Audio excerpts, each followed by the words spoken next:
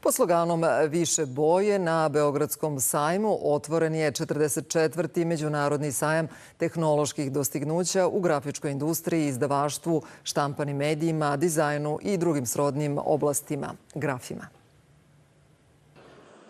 U Evropskoj uniji velika reklamna platna na bilbordima će se uskoro praviti samo od prirodnih materijala, a jedan od noviteta na sajmu je japanski ekološki UV štampač koji štampa na tekstilu više od 100 kvadratnih metara na sat.